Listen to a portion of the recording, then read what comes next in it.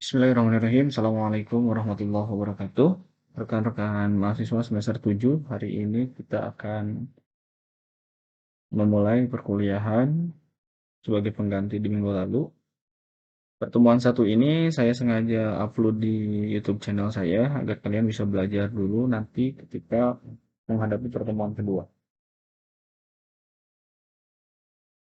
Ini buku sumber yang saya pegang. Yang pertama adalah dari Springer, Jimmy Lapping, Statistical Methods for Experimental Research. Kemudian ada David O. Friedman, yaitu punya statistical models, theorem practice. Kemudian Prof. Dr. Sugiono. Kemudian yang digunakan saya yang keempat adalah dasar-dasar statistik penelitian karya 4 orang yang seperti yang tertera. Rekan-rekan mahasiswa bisa mendownload atau membeli bukunya sebagai bahan referensi agar kalian bisa menambah wawasan tentang statistik pendidikan ini. Karena nanti akan berkaitan langsung dengan pengumpulan data ketika kalian menyusun karya tulis ilmiah yaitu skripsi. Baik,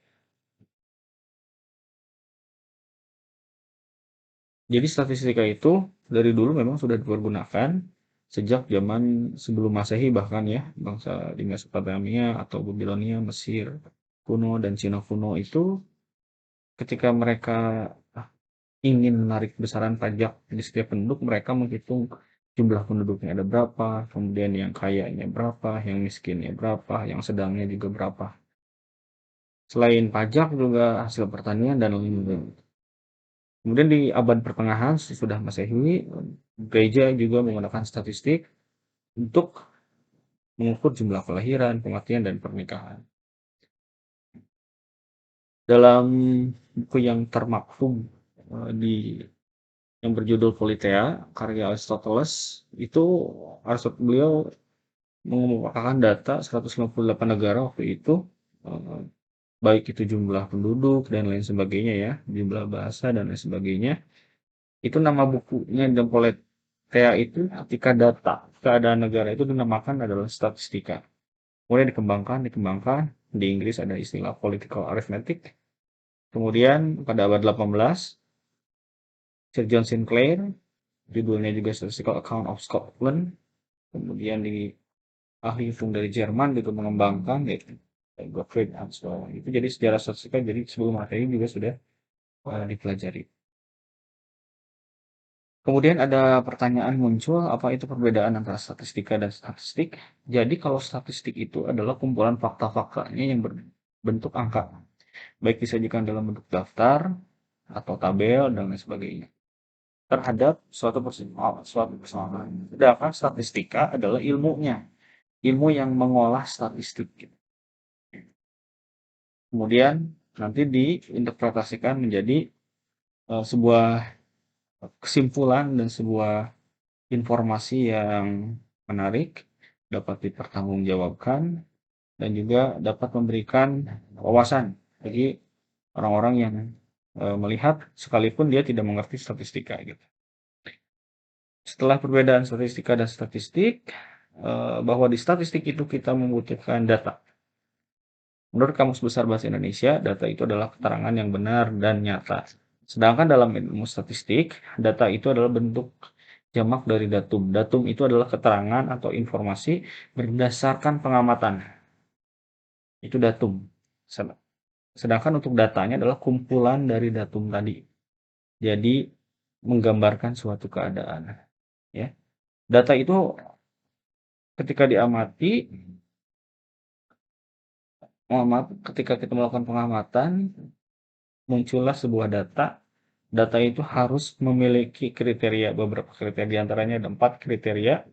Yang pertama itu datanya harus objektif, yang kedua juga harus representatif, yang ketiga harus update, dan yang keempat itu harus relevan dengan pemecahan masalah yang ada. Data itu dibagi menjadi dua sebetulnya, ada data kuantitatif, ada data kualitatif. Ini berdasarkan jenisnya gitu ya. Contoh data kuantitatif adalah misal jumlah pembeli saat hari raya Idul Fitri, Idul Adha, kemudian tinggi badan. Jadi berbentuk angka gitu. Sedangkan data kualitatif, salah satu contohnya adalah tentang persepsi konsumen terhadap botol air minum dalam kemasan. Ini data-data kualitatif maupun kuantitatif ini dibutuhkan dalam proses penelitian gitu. Sangat penting gitu. Nanti tinggal dipilih saja. Sedangkan berdasarkan sifat datanya, ada data kontinu, ada data discrete. Kalau untuk data discrete, bisa dilihat di gambar titik satu. Itu salah satu contohnya misalnya nilai ulangan, kemudian jumlah siswa yang lulus tryout one gitu dan seterusnya, dan seterusnya. Sedangkan data kontinu, salah satu contohnya adalah data karena berkesinambungan dia akan membuat kurva interval, interval kurva seperti ini gitu ya. Jadi berkesinambungan, tidak terputus-putus. Kalau tadi data discrete terputus-putus. Salah satu contohnya adalah eh misalnya daerah ini Dinas Pertanian daerah kemudian mendata bahan baku pabrik itu pabrik pupuk kurang lebih 850 ton gitu. Itu disebar kemana saja dan seterusnya. Kemudian menurut waktu pengumpulannya data itu ada eh, beberapa, diantaranya data cross section. Ini jika kalian nanti penelitian di perusahaan, data cross section ini sangat diperlukan gitu. Contoh misalnya laporan keuangan karena dia berkorelasi dengan titik waktu tertentu gitu. Kemudian ada data time series yang kedua atau berkala. Kalau ini misalnya nilai tukar uang karena setiap itu berubah. Sedangkan kalau data cross section itu laporan keuangan ditentukan oleh titik waktu tertentu. Berdasarkan sumber data, data itu ada dua, ada data interval. Contoh misal kalau di organisasi berarti data keuangan, data pegawai, data produsen. Yang kedua ada data eksternal. Secara itu dari luar, yaitu misalnya jumlah penggunaan suatu produk pada konsumen jadi di luar gitu, terus pelanggan, sebaran penduduk dan seterusnya. Sedangkan menurut cara perolehannya, data itu ada dua, data primer dan data sekunder. Ketika nanti kalian melakukan penelitian, data primer dan sekunder sangat penting. Data primer salah satu contohnya adalah ketika Anda terjun ke perusahaan, kemudian mengamati, kemudian mewawancarai pegawai-pegawai di sana, misalnya ya.